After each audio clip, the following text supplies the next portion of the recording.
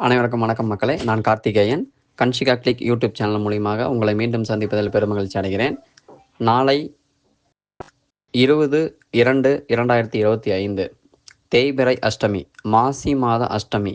இந்த அஷ்டமியை பார்த்தீங்கன்னா மகேஸ்வரா அஷ்டமி அப்படின்னு அழைப்பாங்க.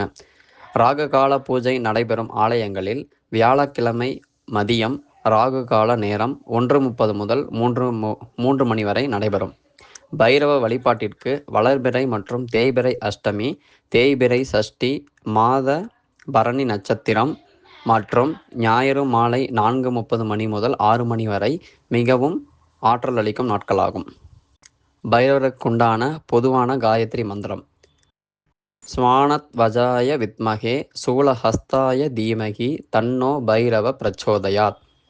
பைரவரின் காயத்ரியை அஷ்டமி தினத்தில் சொல்லி வரலாம். அருகில் இருக்கும் ஆலயத்திற்கு சென்று பைரவரை வழிபடலாம். நவகிரக தோஷங்கள் நீங்க சதுர்கால பைரவருக்கு செவ்வரளி பூவால் 9 வாரங்கள் சகஸ்கரநாம அர்ச்சனை செய்ய வேண்டும்.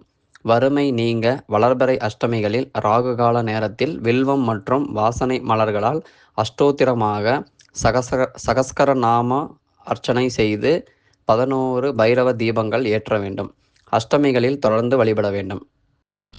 தேய்பிறை அஷ்டமி அல்லது வியாழக்கிழமையில் பைரவருக்கு சந்தனக்காப்பு அணிவித்து மஞ்சள் நிற மலர்களால் மாலை சூட்டி பால் பாயாசம், சுண்டல், நெல்லிக்கனி, ஆரஞ்சு, புளிசாதம் படைத்து அர்ச்சனை செய்தால் செல்வ செழிப்பு ஏற்படும்.